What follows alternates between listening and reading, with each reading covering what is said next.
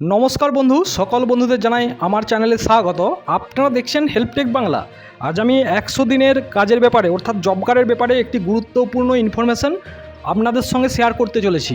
তো আপনারা জানেন যে 100 দিনের কাজ পুরোপুরি 3 বছর কিন্তু গ্রাম পঞ্চায়েতগুলিতে বন্ধ হয়ে রয়েছে, কোনো রকম কাজ কিন্তু হচ্ছে না।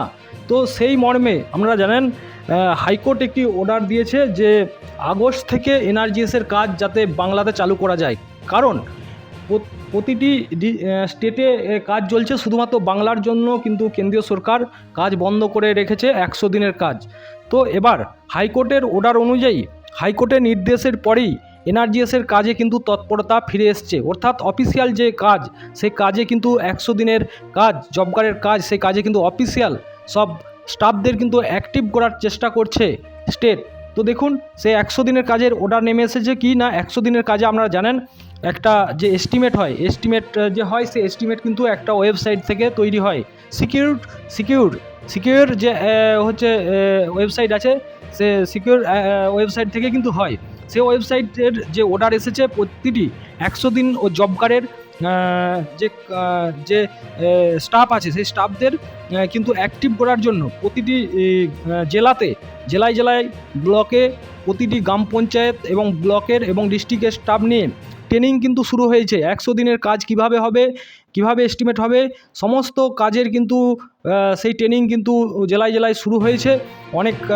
অনেক ব্লকে কমপ্লিট হয়ে গেছে ট্রেনিং এবং অনেক ব্লকে চলছে।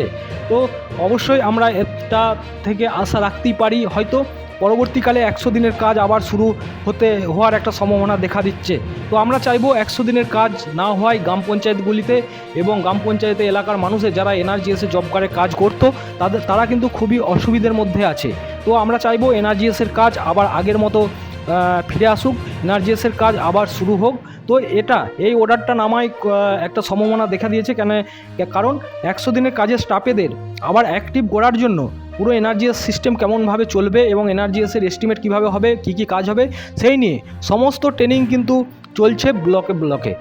আপনারা জানেন হাইকোর্ট কিন্তু বলেছে আগস্ট থেকে এনআরজিএসের কাজ যাতে শুরু হয় সেই নির্দেশ কিন্তু কেন্দ্রীয় সরকারকে দিয়েছে, কারণ শুধুমাত্র বাংলার জন্য অফ করে রাখা যাবে না, বা কোনো রকম প্রবলেম থাকলে সেটা সলভ করে নিতে বলেছে, কারণ সেটার জন্য প্রতিটি মানুষ সাফার করতে পারে না 100 দিনের কাজ।